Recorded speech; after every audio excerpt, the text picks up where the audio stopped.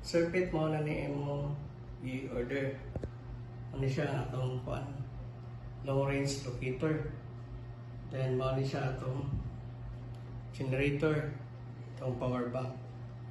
Karon mo ni siya atong antenna para sa kung wireless to gamiton. Mo ni ang ground eliminator. So karon atong testingan natay code dira.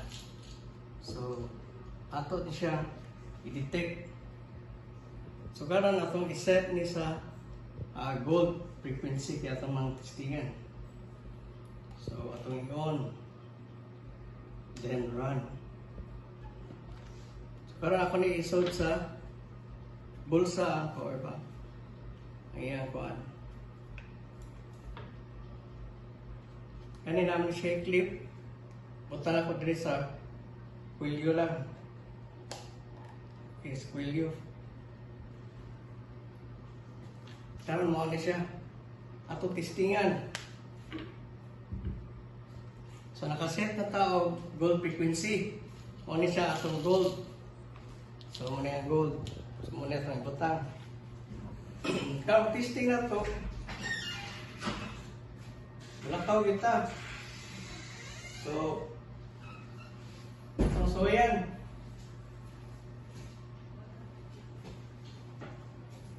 So di ta makalampas.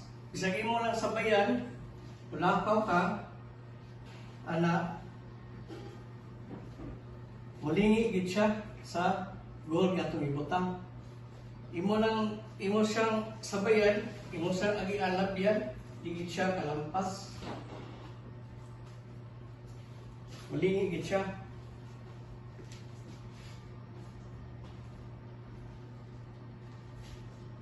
So klaro ang tudlo ba siya. So karon bisan pag di ka mulakaw, steady ka. Tudlo siya sa gold. Dere tudlo dito siya tudlo sa gold. Kaya kung mo katungod ka, wala siya mahitabo. Tuyok pila siya. So muna siya. Usog sensitive siya. Dili siya. So karon ang wireless sa itong gamiton. So ning tagtangon, wire.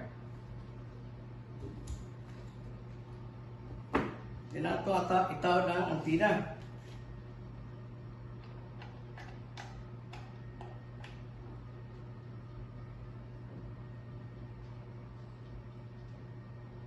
So kini ma-fold ni siya. Ana. So karon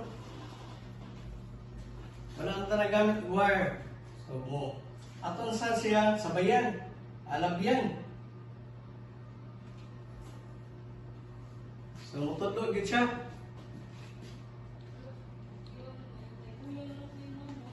Tudlo gid siya. Di ka kalampas. So sa bubaro ka,